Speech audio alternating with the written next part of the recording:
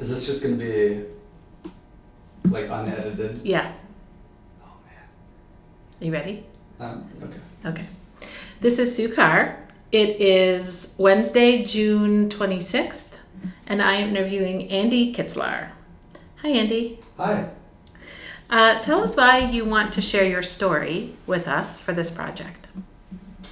Well, one, I was asked, but no, I mean, I'm a bit passionate about Monona. I've lived here as a child, and then I moved back here, so I made a decision to come back.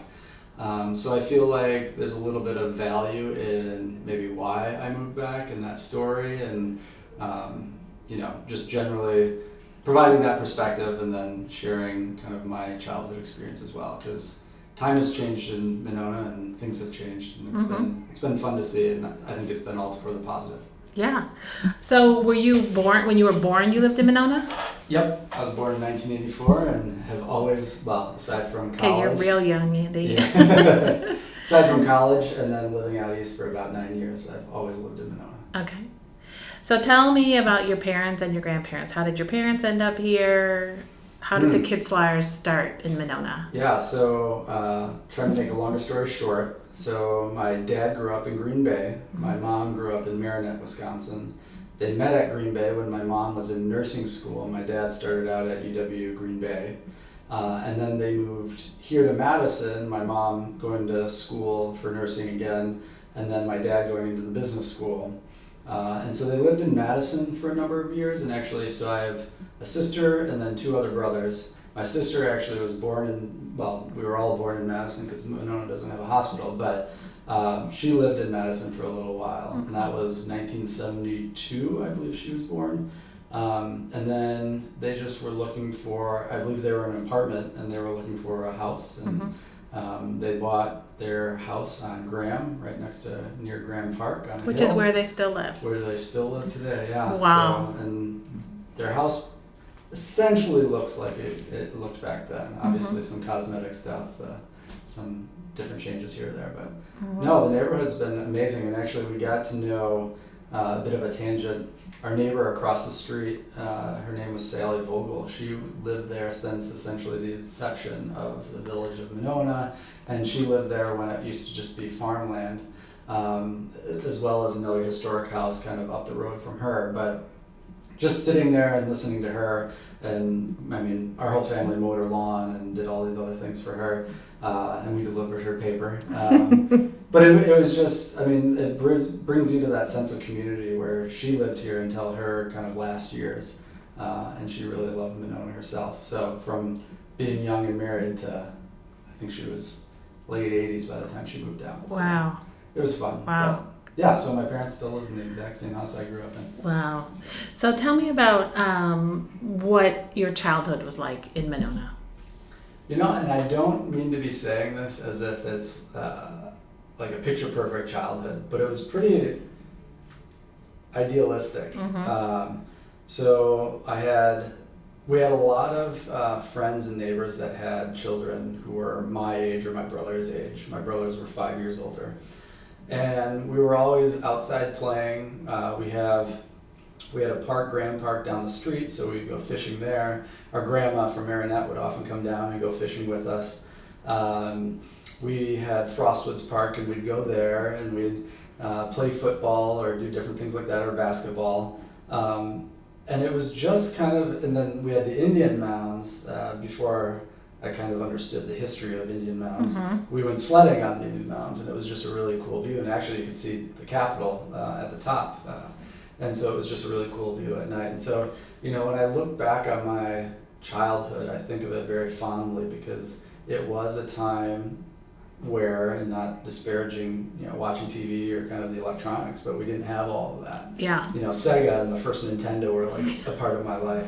I'm a little younger for Atari, but it was just, I mean, it was really cool. I mean, after football games, the Packer football games, me and my neighbor friends and one of my best friends that lived up the street, we'd play on the street. Yeah. And, you know, you'd yell car and you'd have to get out of the way when the car's coming. So it was, I don't know, it's a very fond memory. And don't you feel like that still happens? I do, but I mean, you know, this also sounds funny. I live on a different side of Monona. Yeah.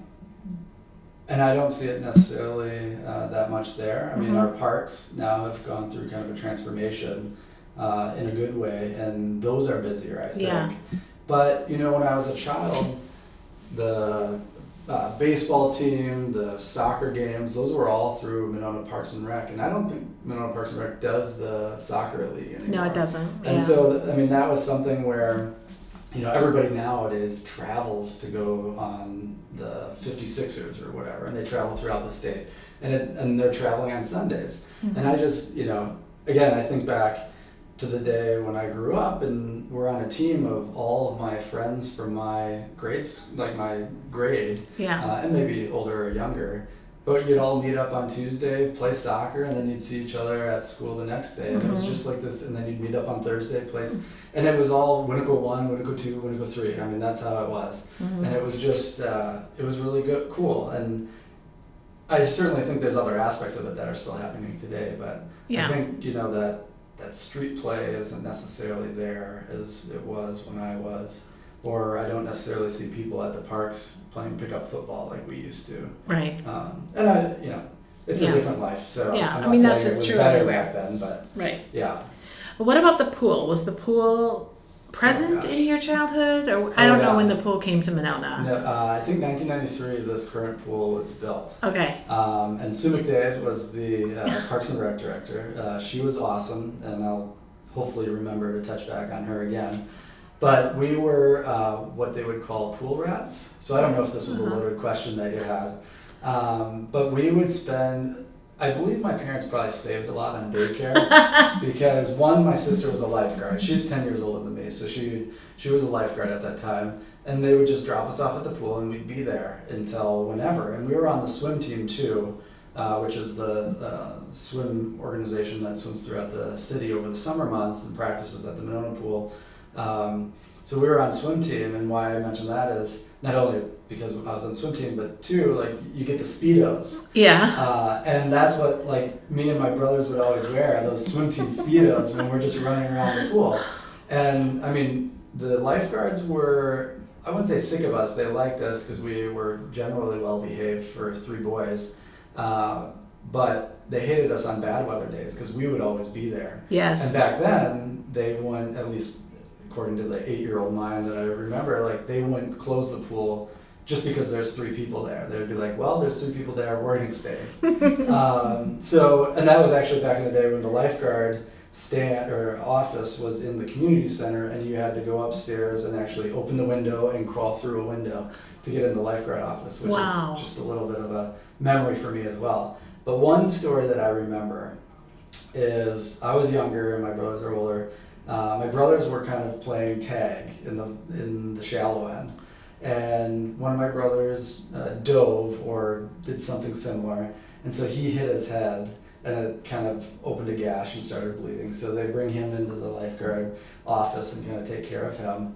And then my other brother was still playing tag, and he jumped up out of the water, and then somebody's front teeth went into his nose. And so then he had to be taken to the lifeguard office and taken care of. So then they took me out of the pool so that I wouldn't be the third kid, you know, injured. So then they had to call my parents, and they had to come and pick us up. But I remember that because it was just like 1, 2, bam, and then I had to get taken out because I wasn't doing much. But yeah, no, the pool was very influential in my childhood. And then in high school, I applied and then became a lifeguard. Back then it was, you're a lifeguard, you're a swim instructor, you're a ticket taker, you're in the concession stand. It wasn't separated at all. And that was really cool. And Sue McDade was the one that hired me. And I just, I remember interviewing with her, and it was just a good experience. And she was a great director of the Parks and Rec program at the time. So I must have loved it so much so that she had to talk to me a few times, because at age 15, you're not supposed to work over a certain amount of hours. And I think one week I had like 100 hours worked. Just because, I mean, you just pick up time, and I just love the people you were with as lifeguards. A lot of the people actually still live here, or still have their family members in All City, which is kind of fun to see. But no, the pool was pretty seminal to my childhood experience. Yeah. That was, aside from Paperboy, that was my first job. Yeah. I asked someone recently if they knew you, Oh, really? And they said, yeah, he used to be my paper boy. And I was just like, Yeah. okay, now he's your older person. Do you know that? And we took really good care with people's paper. I don't know if you get the paper, but nowadays they just like throw it. Yeah. They might put it in a bag. Ours actually double bags it, which I really appreciate during rainy times.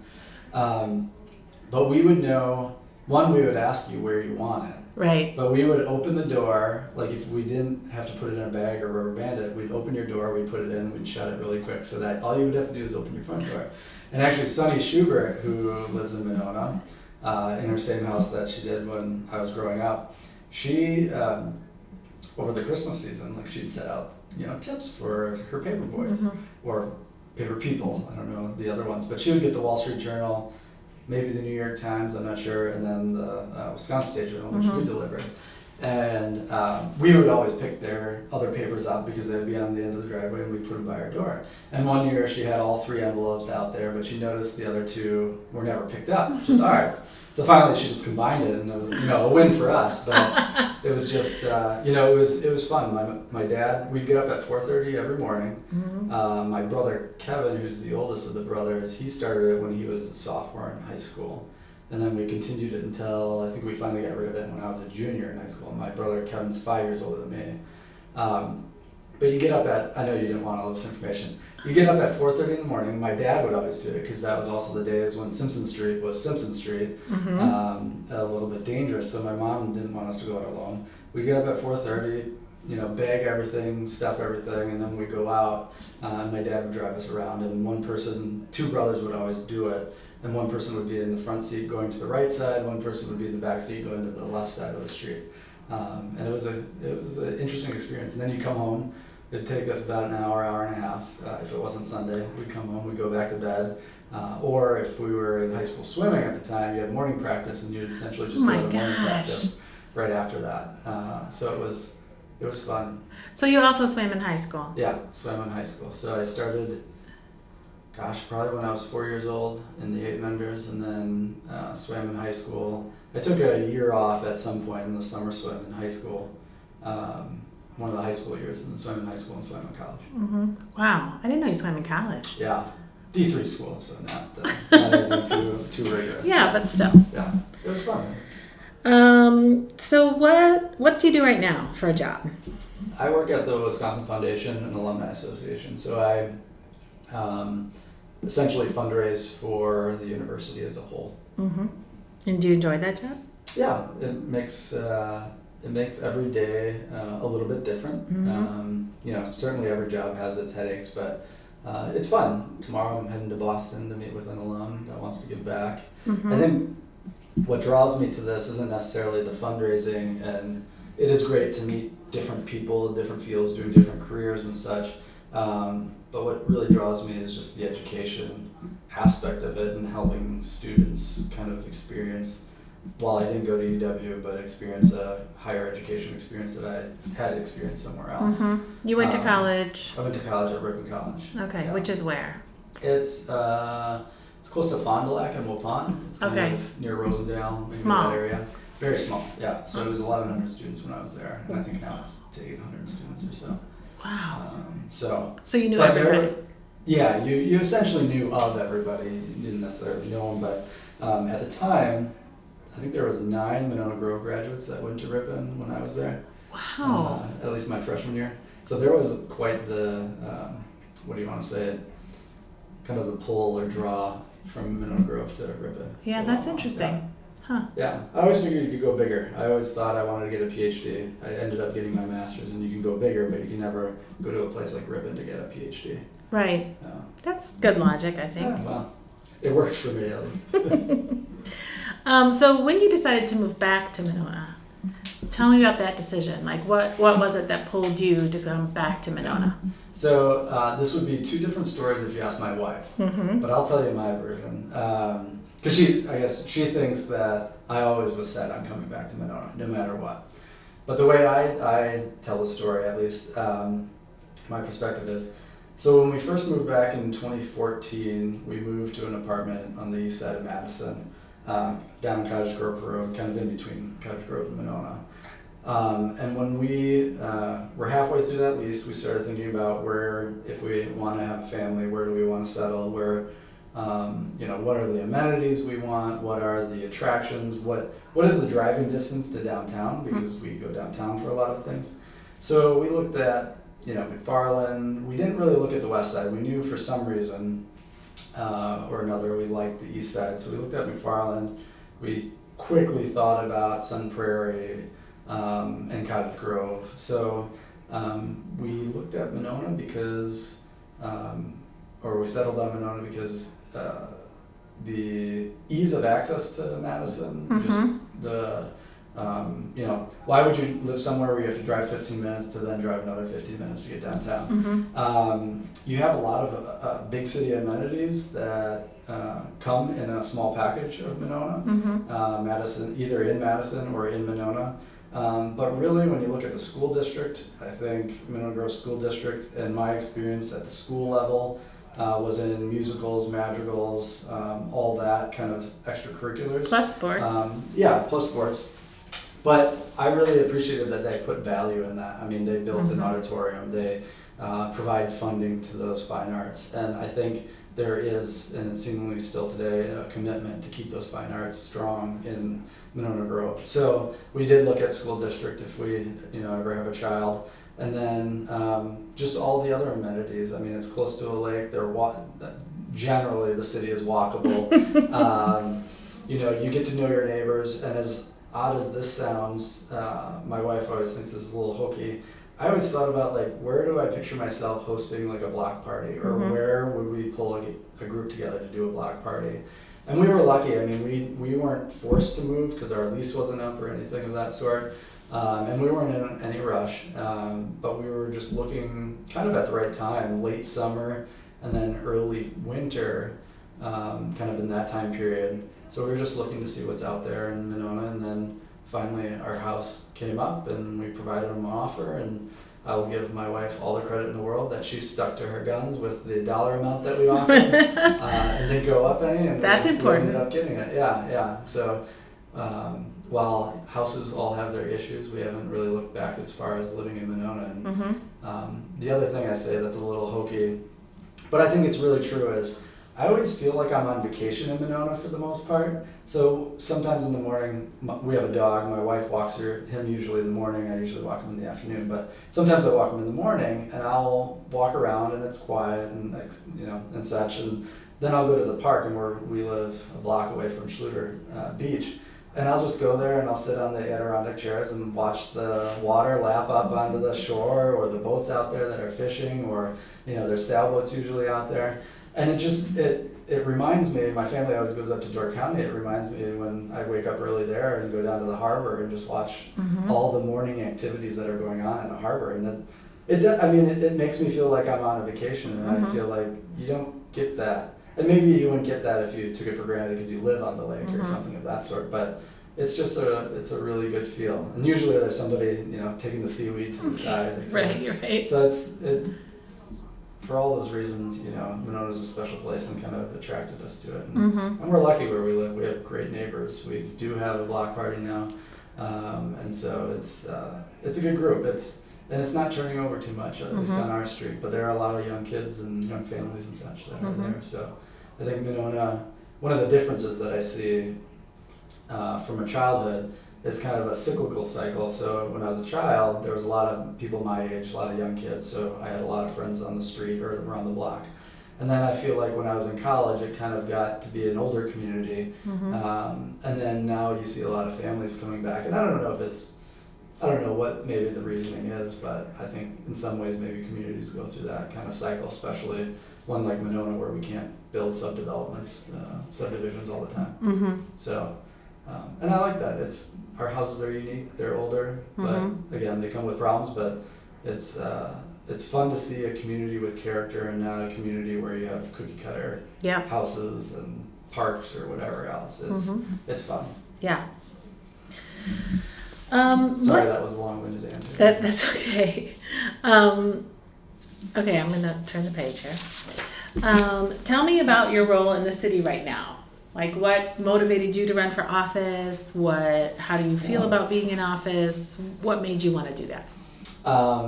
So when I moved to Monona, so I should give a little bit of backstory. So my dad was on school board for about, I think, 9 or 12 years when I was in high school, and then he continued after I graduated. And I'm the youngest of all my family. And then my brother-in-law and my sister moved to Monona, I think in 93 or 94, and then he was on city council and became mayor. So that said, You I should knew say some who they people. are. So John Kitslaar was my father. Yes. So he was on school board. He was the school board president. And actually, one of the good things was he was the school board, I think, secretary, signs all the diplomas. And he made sure he was secretary when I graduated, so he'd sign my high school diploma, Aww. which was really nice. Yeah. And He was on a great stage and school board everything. president, I'll just Oh, say. nice. I was very active in that Yeah. time period, and Yeah. he was Yeah, good. I'm pretty biased. He was pretty great. Yeah. But he was a great role model for, getting involved. I think he was somebody that didn't necessarily see himself as getting involved in that realm. Mhm. But I think with a little pressure, it helped him kind of see his way into it. And I think he really did his homework. And that's something I always think about him when, I get meeting packets or agendas or different things Mhm. like that, that he was really thoughtful with all of it. So then my brother-in-law is Rob Call. He was mayor for, I think, 8 years in the early 2000s. So all that to say is, I had a lot of, even though growing up here, you move away for a while, not everybody, still lives here that lived here when I was here.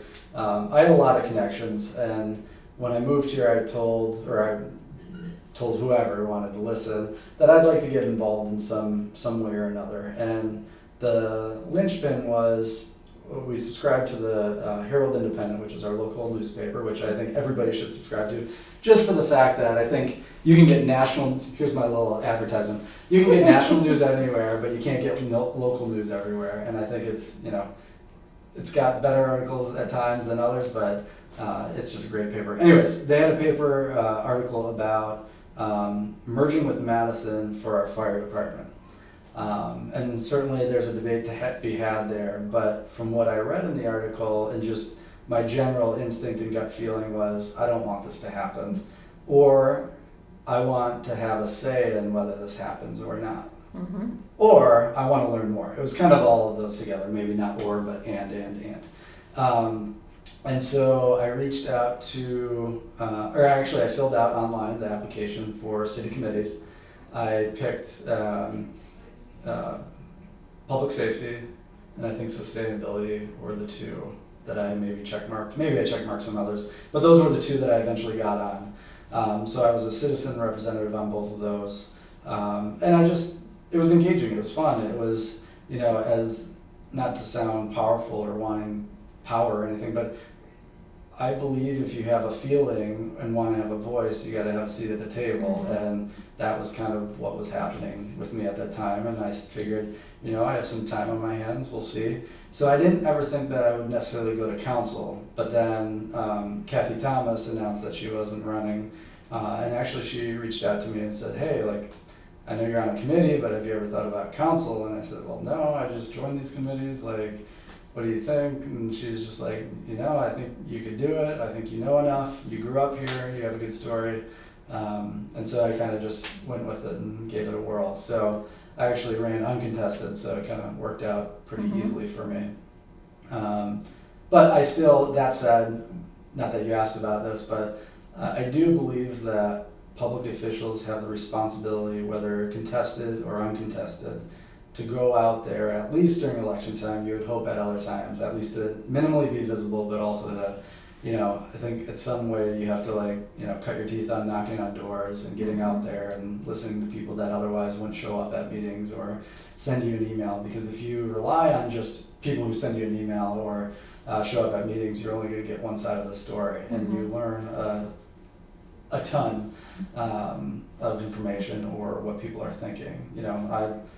Anyways, I'll leave it at that. But so that was really my impetus for running, and I have always had kind of a political itch, but I've always wanted to be, so my dream job has always been to be chief of staff to the President of the United States or something like that. because those are the people that are behind the scenes, and that's what I really appreciate and enjoy doing about the council work, is not campaigning or being a name somewhere, but doing the work and actually figuring out how to either better the city or make things more efficient, or just generally trying to kind of pave a direction for the city. That's what I enjoy. I don't enjoy the gripping and grinning of campaigning, or going to the 4th of July festival and getting bombarded with people having questions or complaints or different things like that. Because 9 times out of 10, they're going to complain about something. They're not going to give you a compliment, which I'm fine with, but it'd be nice to even that out a little bit. So no, I've enjoyed it. The experience has been, generally great. Again, there are times, but what I keep reminding myself, and when people say, how's that council business doing, is like, the things that people complain about are, sidewalks or no sidewalks, and, whether we build a deck in a park or something of that sort.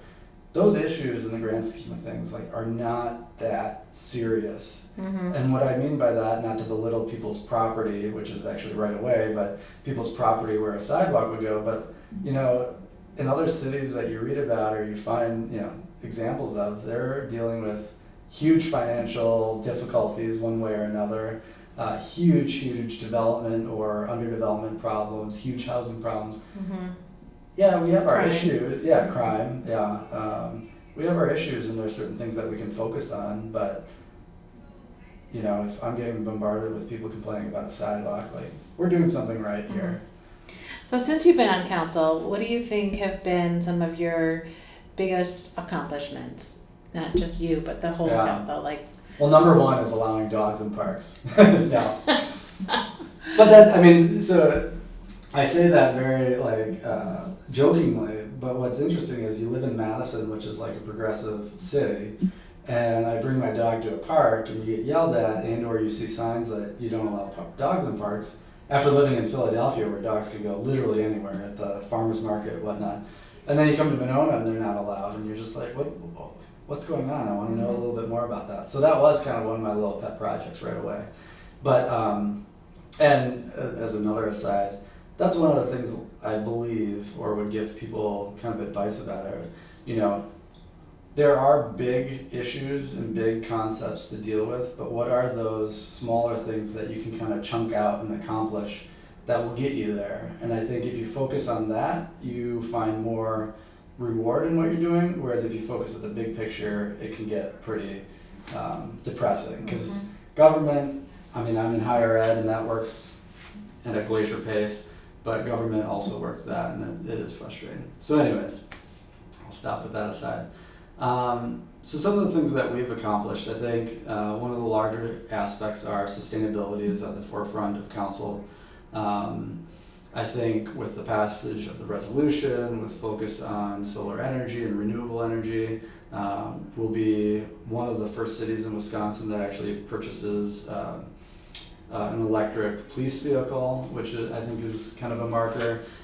So we're taking all of these steps that I think are really powerful. And not to say we haven't done it in the past, because we have. We've had those solar panels up for nearly 10 years or more. And so I think that was a huge step. But there's certainly more we can do. And again, we're looking at kind of those little chunks like LED lights in certain areas, or a variety of things, or looking at our HVAC system that is terrible in different buildings. So I think that is a huge accomplishment. I think one of the things I assisted with a number of other people were looking at kind of the benefit package of city employees. So City of Monona can't necessarily always keep pace with Middletons or Wanakees of the world with salary, but what are the types of benefits that we could provide?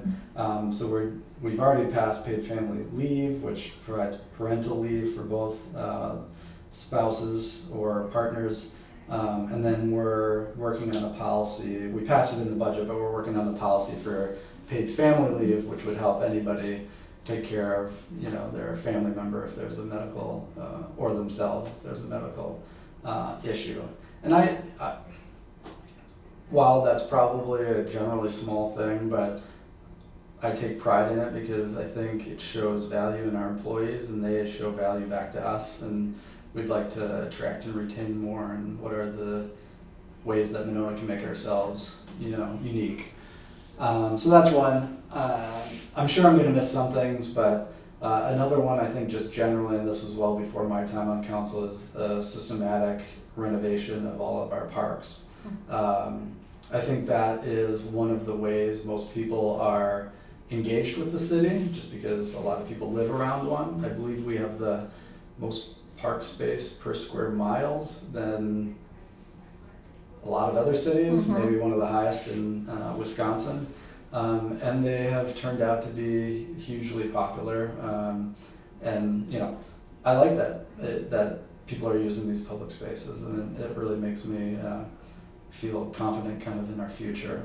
I think the other thing that is nice that we're doing, two things. One, we're really focused on development. We have to do a lot of infill, we have to do a lot of redevelopment because we're a landlocked city. So we do have a large focus on what we can do to Monona Drive, the Broadway corridor, which are our two main avenues. A lot of people think Monona Drive is Monona. They don't realize there's houses if you just turn left or right off of Monona Drive. There is a large focus on that, and I think that's important for Monona for multiple reasons, finances, but also just general vitality of the city. And then the other thing that our current mayor is really doing well is looking at our city facilities into the future. So really looking at financial sensibility to say, hey, we need to figure out something with our public safety facilities, whether that is renovate or build a new one. And we have to save for that. We can't, just 5 years down the road say we need to take a chunk of money that we may or may not have at the time.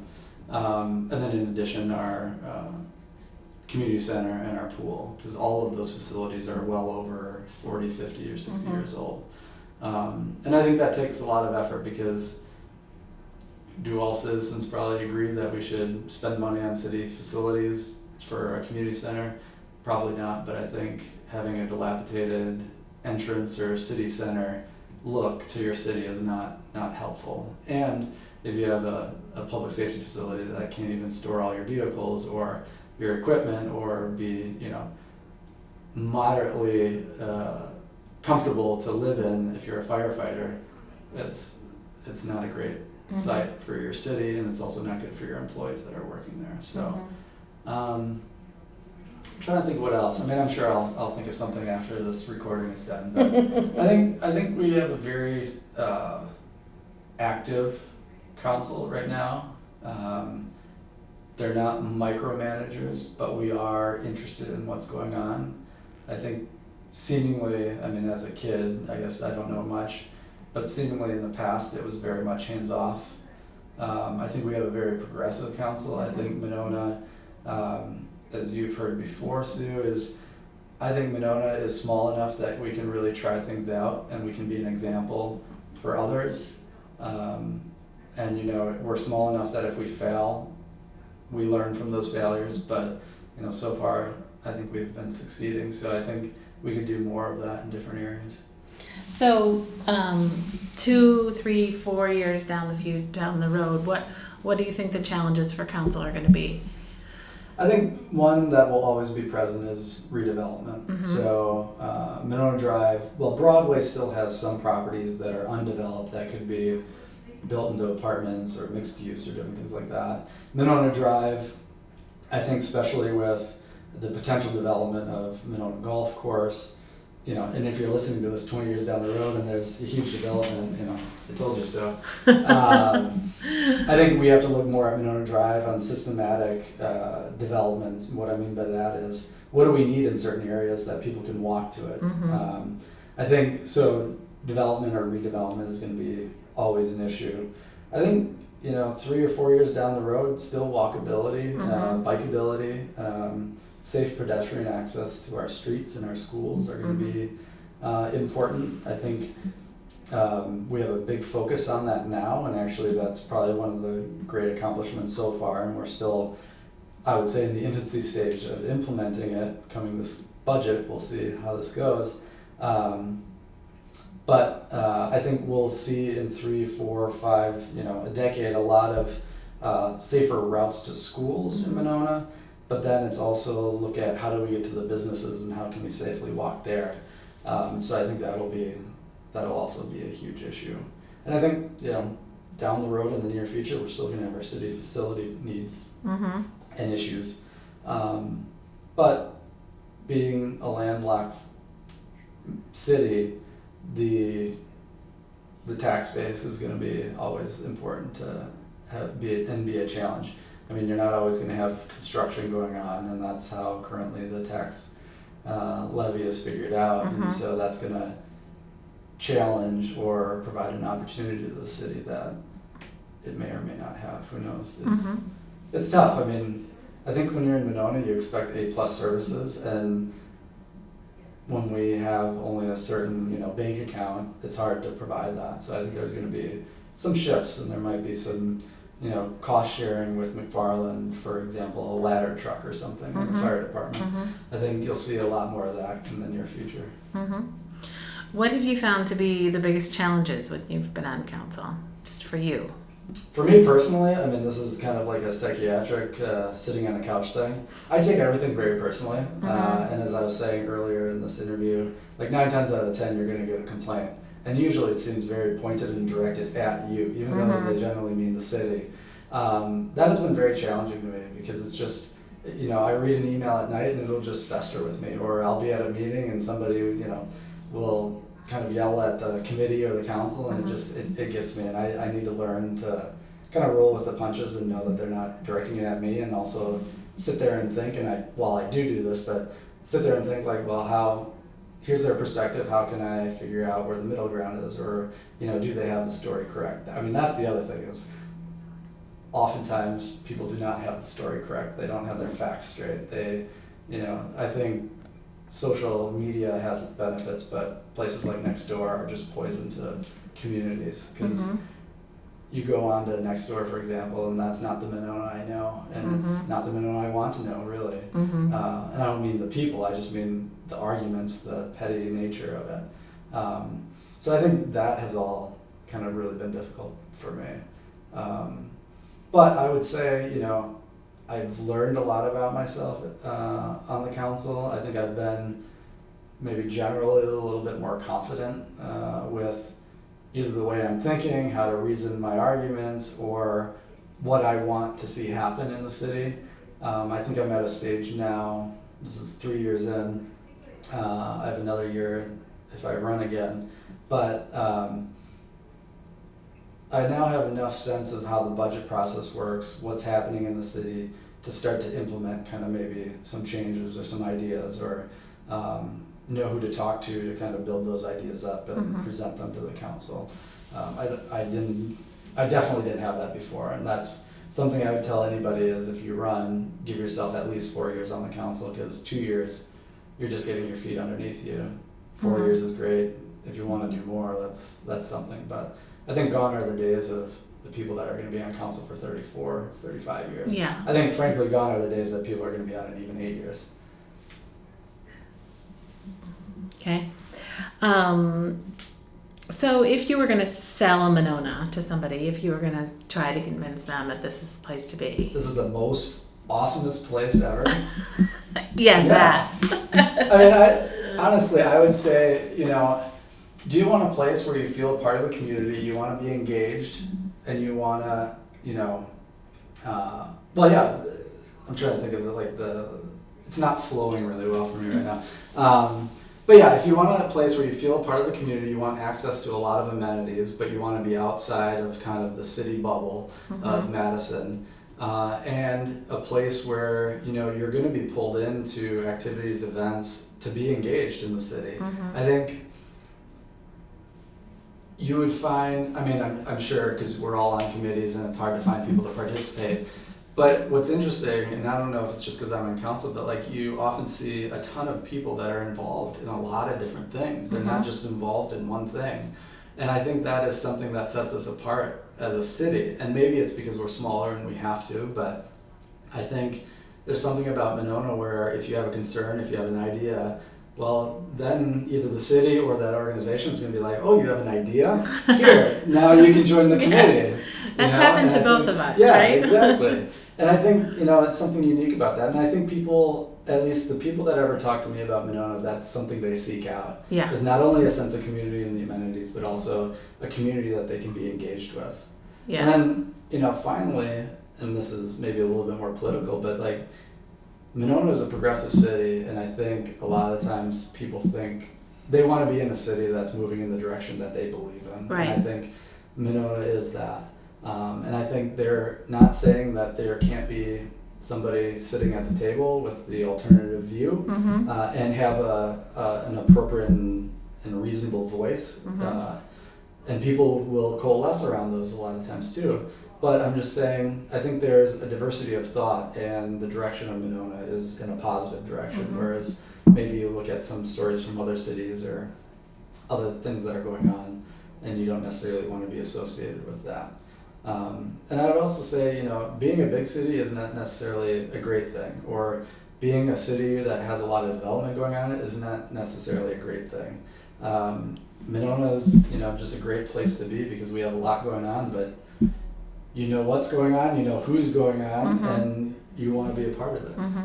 That was a terrible explanation. That was a but good explanation. Mm-mm. it's been oddly, I mean, it's been easy to sell it to a lot of people. I mean, Yeah. I have a college friend that lives in Monona. I have another college friend that's looking to move to Monona. I have some work friends that their grandparents just moved to Monona. I mean, and Yeah. everybody always speaks glowingly of Monona. Yeah. It's Which, true. if you know where Monona is as you're driving down the road. That's right. Exactly.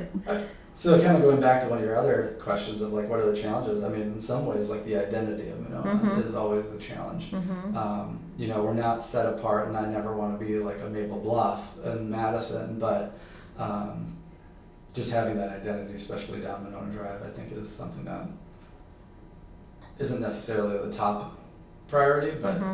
Yeah. we'd like people to know they're in Monona. There's a lot that goes on in Monona, like festival-wise and whatever, activity-wise. So many activities. What are your favorite things that Monona is doing right now? I That am is. not saying this because I'm in here or that I'm in front of the library board president. But Loud in the Library is one of, and that's part of the great thing about Monona, especially now. I feel like whether it's Parks and Recs or other organizations, they're trying new things and they're seeing what works. And while it's a fundraiser, because organizations need to raise money, it's a heck of a fun fundraiser, the Loud in the Library, which is usually the last weekend in January, if it's still going on in 20 years here, as you're listening to this. It better be. So that's really fun. I always like the Monona Festival, Monona Mhm. Community Festival, which is our 4th of July. That more or less is kind of harkens back to my childhood days. Mhm. We'd always go there on the fair night or the band night for the carnival, listen to music, watch the fireworks. What else are great events? There's so many. I mean, they now have a concert series for the Friends of the Senior Center. Just went to that last night. I feel like there's a pop-up beer garden at Schluter Beach now. I usually volunteer at the breakfast with Pancakes with Santa, or breakfast with Santa, pancakes with the Easter Bunny. So I feel like there's a lot of activities that are kind of ranged, but I'd say Loud in the Library is currently like and again, I'm not brown-nosing here. It is literally my most favorite Monona event as of now. Well, that's nice. It's Yeah. mine too. Yeah. It's just amazing. I mean, it brings together so many people. Yeah. And there are so many things that so many people, like you just go and you see everyone. Yeah. You know, Yeah. it's just, yeah. I would say that's the other benefit of being involved in the city and being on city council. Like, it puts yourself out there, but like you get to know a lot of different people. Like, I don't know if I would have ever met you we were on the Monona Grove Education Foundation, but you know, being on city council and Mhm. being on the library board and different things like that. Mhm. And so it just kind of forces you to kind of go out of your comfort zone and meet a ton of people. Right, So exactly. whether I'm on it in the future or not, like I'll still know people, which is really fun. So you see yourself staying in Monona? Yeah, I mean, we joke because there's a lot of water in Monona, and so we had flooding last year, and our basement continues to get a little water in it, and our sub pump goes every 6 minutes. Look that up if there's no sub pumps in 50 years. So we always joke that, oh man, we should have bought a different house, but my wife, she wasn't quite as hard on it anymore, but I think she still believes in it, that the house we bought is kind of our forever home. We figured, even if it's only a 3-bedroom, 2-bath, so it's really small, or 1.5. When I grew up, I lived in the same bedroom or slept in the same bedroom as my other 2 brothers. And, you know, we'd have a bedroom. If we had 2 kids, they could maybe have 2 bedrooms. But at the same time, if they're both girls or both boys, like, we'd put them in the same room. Because to me, it was a fun experience. And I don't really see why people need their own bedrooms to sleep in. So we do kind of look at it as a forever home, and we just put a lot of, not renovation, but a lot of exterior work on it. Yes, it looks lovely. So thank you very much. So we do think about it as our forever home. But because, yeah, we really like our neighbors. Yeah. And who knows what would change. I mean, I hate to think about any of our neighbors moving or different things like that. But it's just, it's a really cool area. And what I really value, too, is in our neighborhood, like, I was out doing yard work, and someone was like, oh, John and Jody are some people that live near me. Where did they go? I haven't seen their car. I haven't seen them out and about. And this was another neighbor on the street. Just the fact that they knew that they weren't out and about. I mean, I knew where they were, and I told them they were out of town, et cetera. But just the idea that everyone's kind of watching out for everyone. I really value that, and I don't think you can take that for granted. Yeah. You also can't misbehave, because people figure it out. They know your They'll car. be watching. Yeah. Yeah. So it's a great place. So yeah, we do look at it as a forever home. Yeah. Okay, before we end, are there any significant stories that you came thinking, I want to tell this story or that story about Monona? You are unique in that you're living here as an adult and you grew up here. Oh. I think we touched on kind of all of my stories that I had written down, just thinking about it. No, I mean, I think we hit on most of it. I think it's just, I don't know, when you think back on just, again, it sounds terrible on a recording, but like when you just think back on your childhood, again, I know, I misbehaved or whatever, there was downsides to my childhood, but like it was just like a great experience looking back on it. And I'm glad you forget the bad things and you remember the positive things, but it was just such a great place, and as much as that has changed, it still stays the same. But there are people here that you run into who've known you literally your whole life. Yeah, John and Peggy Traver, who are people you should interview if you Yes. haven't. Yeah. They're instrumental in Woodland Park and different things like that. But they lived just next to us. They were neighbors, and their daughters would babysit us. And we lived on a hill, and they would take us on a wagon, Shauna Traver, and she'd start at the top and let us go all the way down the hill. And these are something like you'd never get away with today. And who knows, maybe we almost got hit by a car, but like as a kid, you're just having tons of amount of fun. Yeah. But it's also been nice to come back to Monona and see my parents still friends with their friends from my childhood. And those people still living in Monona, and those people are now going to the senior center activities, or you see them at the pool or different things like that. So, I don't really have. No, I think one of the other ones that just pops into my mind now is like one of my really good childhood friends. I remember smelling the warehouse fire. Were you here when there was a warehouse? So there's the warehouses by where it's now Culver's off Cottage Grove Road. Yeah. It's big. With the polar bear, that warehouse? Yeah, with the polar bear. So this is terrible for radio or whatever this is. But it burned for like maybe 2 days or something. Wow. And you could see the thick black smoke, but you could smell the butter, and you could smell just like that, the meats and stuff like that. It was just, I remember being in her backyard and just smelling it and hearing all the sirens and stuff. And I mean, it was quite something. But yeah, you would just see the wafting smoke and stuff. Wow. It was great. Yeah. But then the other one is, and this is now all boring stuff. I always loved planes as a kid, and I like planes still. And I always think it's from planes flying over Monona. So Monona is a part of the flight path for landing and takeoff. And I just love watching planes still today. And now I live kind of near it, and you can see planes go by. I do too. I just really enjoy it. And now we have the fighter jets. Yeah, which is interesting. I never knew we had that many. Maybe we did as a kid, but now every once in a while I work from home, and you just hear them all the time. So it's quite something. Yeah. And then when you're flying in, you can always point out the house. Yes. Like I flew in last week and I could see the lights on our house, and Yeah. I knew my car wasn't in the driveway. So anyways, I it do was love just fun. that too. Yeah. Okay, thank you, No Andy problem. Thank you, Kitslaar, Sue. for doing this. Yeah, I really appreciated it. Hopefully And- some of this is useful. Yes, very useful. Turning it off now.